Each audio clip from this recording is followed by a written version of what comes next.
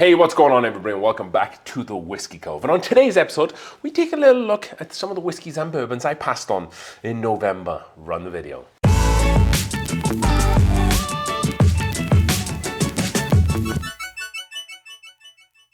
All right then folks, thank you for joining us for another new and exciting episode here.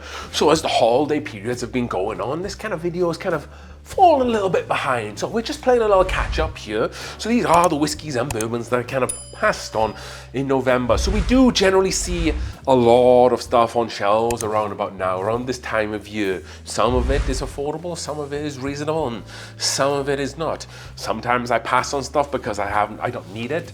Maybe that I need to please the whiskey gods so they can sometimes look down on me and provide me with a nice bottle at MSRP. With that being said, we have a decent amount of bottles to go through today. We have the trusty Whiskey Cove laptop. So let's delve straight into things. So I took this picture for a single reason. This is the Wild Turkey Rare Breed, as you can see on the left here. So Wild Turkey has changed their labels lately, and this is kind of like now become the old label. I'm just wondering, this is more of a question for you folks at home. For anybody who's had both for the new label and the old label, is there any difference between the two? Because sometimes when distilleries change the labels up, they can kind of get a little sneaky with some of the age and kind of the mix. And I know that lately Wild Turkey Russells, there's been a little bit of a fanfare, or maybe they're using some old distillate in there. I don't particularly believe that. However, though this one, I passed on it, but for still, $60, Wild Turkey Rare Breed is always a buy, but we did need it there. Moving on, as you can see on the shelf, they had the Jack Daniel's 10. They had quite a few stacked there, and I do like Jack Daniel's 10. I think it's phenomenal. I've tried the Jack Daniel's 12. That's really good too. However, I haven't been able to find that for MSRP.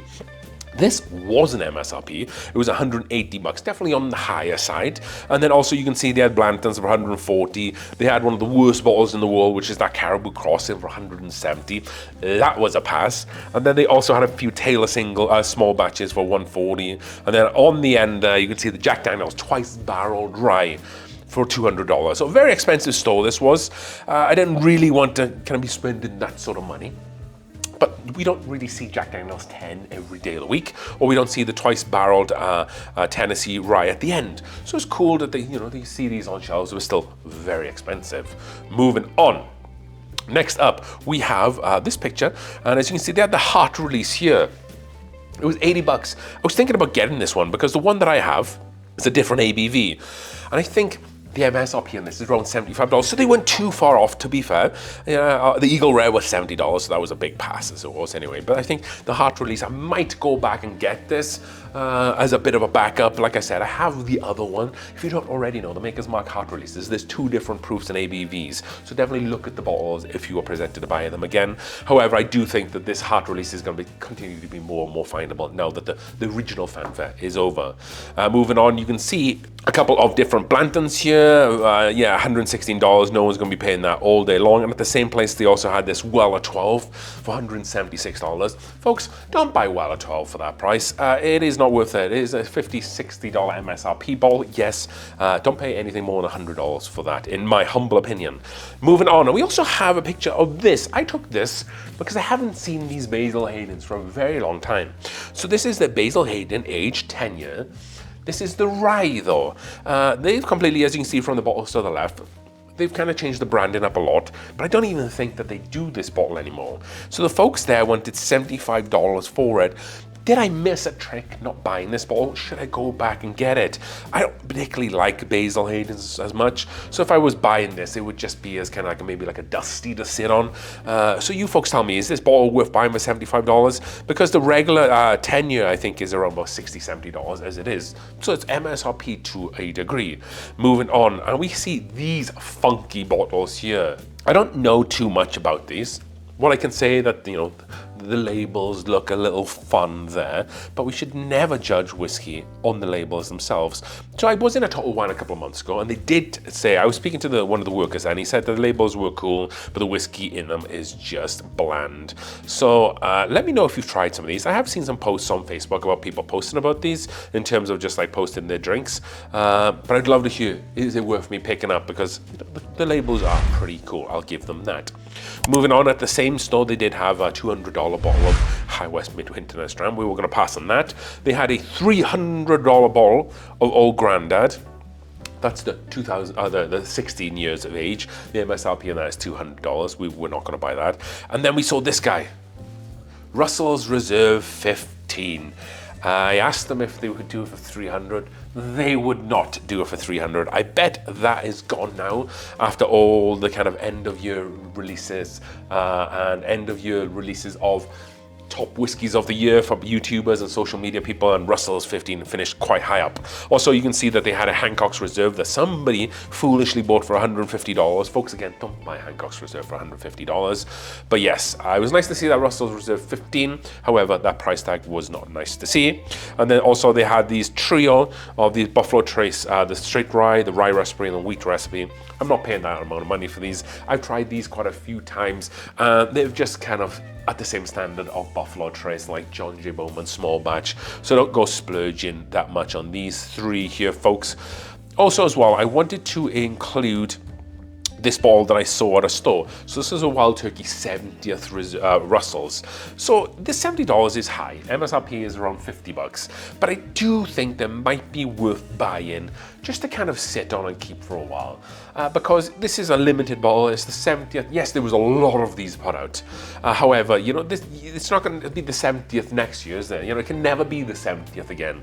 So this bottle will be frozen in the history of whiskey, and it won't change. So $70, if you haven't been able to find one, I would probably pull the trigger on this. However, I managed to buy a few at Sam's Club not so long ago.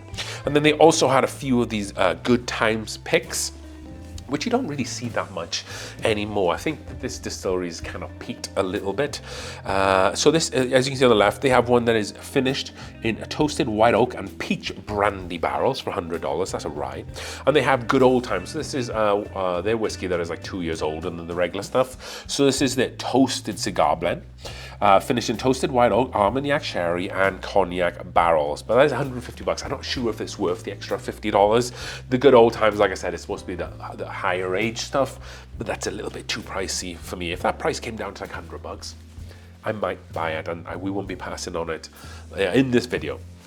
At the same store, they also had this Maker's Mark gift set. So what is really interesting about this set, $86, which isn't a terrible price. They have 2023 private selection on the left there. They have the Maker's Mark cask strength in the middle, but then they also have the 2019 private selection. So what have they been doing with this stuff? They've just been holding it back for 4 or 5 years, just sitting on it, which is wild. That does really make sense to have bottles sitting around just so you can put them in there, unless they picked it and kept it at like the Maker's Distillery, because this is something that you generally see at Costco's. However, they managed to get it at this store. Like I said, $86 isn't too bad. If I'm someone who hasn't already got a lot of Maker's Mark, then I might purchase this one. However, I passed on these, but still really, really interested to see. A newer release from WhistlePig, and this is the Boss Hog 8. $2,000 this bad boy is going to cost you. That is a lot of money, and for someone who's not really willing to pay $100 on WhistlePig, $2,000 is silly. Next up, we have this green chartreuse. A lot of people tend to post about these quite a lot online. I don't like it. It reminds me of like Sambuca absinthe, that kind of anise licorice style notes. It's not a drink that I like, but for $75, people would like to pick that up. I also seen this Willet 8-year rye, 8-year wheated bourbon. As you can see, prices continue to fall on this bottle. People aren't moving them as much. $275 is probably the cheapest that I've seen it ever. I still think that it's probably about $200 overpriced there. They also had some Heaven Hill grain to glass midwinter night strand for $150. I'm not paying $150 for it. And then more Bookers, and then a really cheap Mountain Angel aged 10 years from Stranahan's, because they're usually around about $100 or so. And then they also had two of the Baker's 7. They had the high rye and the regular for $75. That seems to be where the price is on those these days. And then they had the Old Forester, the single barrel strength rye. I mentioned this, I think, in previous videos. This was a bottle that I wasn't able to find for the life of me forever. Now we see them quite a lot, actually, and they always seem to be around about $90, which isn't terrible. It's a great bottle of whiskey. If I didn't already have it for you, I probably would have picked that up, but we passed on that this time. And then they also had a couple of other bottles there. This is a Pinhole collaboration series that we talked a little bit about here on Whiskeys to look out for. This is a pairing with an Australian a single malt company and then finished in a red wine barrel. That's pretty good. I've tasted it, but I passed on it this time. I wasn't really looking to spend a crap ton of money. Then Joseph Magnus for $200. We passed on that quite a few times in the last few months. And at the same place, they also had the newly dropped private barrel of the toasted Elijah Craig. So this is the barrel proof toasted Elijah Craig for $100. This is more expensive than the regular barrel proof stuff, which you usually see for about $80. I'm not sure if it's going to be worth the extra $20. Yes, they have to toast the barrel, so in essence they have to maybe use a new barrel. But I don't like to see it at $100. I don't like Elijah Craig barrel-proof whiskey ever to be at that price. So we did pass on that. Maybe if it was like 11 or 12 years, I might buy it, but $100 couldn't do it. We also saw an Angel's Envy, the cast strength for $300, sitting up there, looking pretty on that shelf, which I passed on. And then we also saw this bad boy. So this is the first time I've ever seen this bottle of whiskey.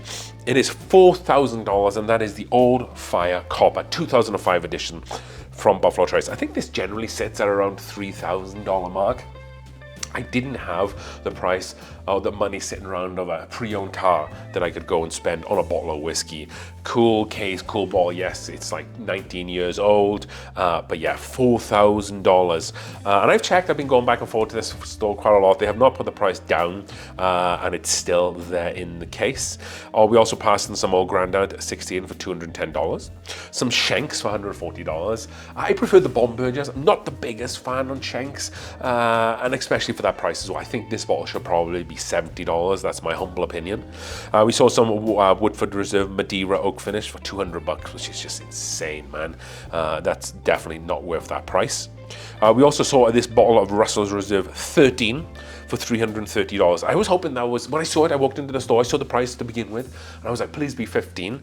Maybe we can kind of negotiate down to under $300, because I want a bottle of Russell's 15, but I'm not willing to pay pre-tax above $300, but they only had this one. That was a little bit high. It wasn't batch one or anything. I asked to look at it, and we passed on that. At the same store, they had a few of these overpriced bottles of whiskeys that you can see more Midwinter Nice Ram. What's really funny about that Midwinter Nice Ram for $200 is that it's last year's Midwinter Nice Ram, so they just had that sitting on the shelf for a while. The Bombergers for $230. That one is the 2023 release, which is a very good bottle of whiskey, but definitely not worth that price. And then 12 sitting really pretty there. And then lastly, sometimes on this channel and on these videos I talk a little bit about some of the allocation lists that I see. Usually I'll post one that we have a total beverage. However, I wanted to mix it up a little bit this month, and this is an online list that Dave Co, part of their Whiskey Club, put out, and this is like a running list that they have. And just on the time that I took this bottle, they have two stores. They have one in a place called Brighton and one in Thornton, and as you can see, they had a lot of tequila at the Brighton, so a lot of the Fortaleza stuff, I do think they come in really high in terms of price. Maybe the Blancos for $70, I think that's fair, but the rest of the stuff is a little high, and it has been sitting on those lists a while. They also had the 18-year Knob Creek limited edition for $200. I think I picked up my 18-year Knob Creek for $150. That was at a Costco, albeit. Blanton's for $80. That's where it is right now. I think that was reasonably priced. They had the Woodford the Woodford collection, the Madeira for $180, so that's a little more like it. 1.75 liters of Buffalo Trace for $55. They were pretty high on the Shanks. They also looked like they had Blanton's at the other store, and the rest of the stuff is just a lot of the single barrels that they have available right now. It's stuff that's not really allocated, but stuff you can go inside of the store and pick up. I just took a little bit of a screenshot of that there. The most notable one, if you go down the list, is the Four Roses barrel strength pick that they had. But I know of the time of filming this video, that sold out pretty fast. I think that was there for a week or two. It was a good pick. I think it was tier 5 actually as well. So really fortunate that I was able to get that. I think that's up over here somewhere. And I think that was a pretty darn good pick. But as you can see, they have a bunch of picks there. And what they do every month, or every now and again, that they'll throw whiskey on this list, so you have to kind of jet up to the store as fast as you can, or you can just kind of wait outside the store, maybe a time that they might drop the whiskey there. But yeah, it's nice to see Blanton's. Blanton's has been holding tight on this list quite a while, so the whiskey market is continuing to loose up for us bourbon enthusiasts too. So thank you so much for watching today's video. I really appreciate that. You guys really like this video and I like to film it. It gives us like an annual or a monthly kind of video for you folks that you can come back and watch all the time, and we really like them. So definitely watch the videos of this series that we've done before. But wow, Old Fire copper for $4,000. I never thought in my wildest dreams I would even see that in person. 4,000 is a little high for me. However, if you want that bottle, like I said, as this film, it is down in Argonauts Wine and Spirits in Denver, Colorado. So you can go over and buy it maybe. Give them a call first before you come traveling out here. With that being said, as we drink through the world's whiskeys one glass at a time, thank you so much for watching. Cheers.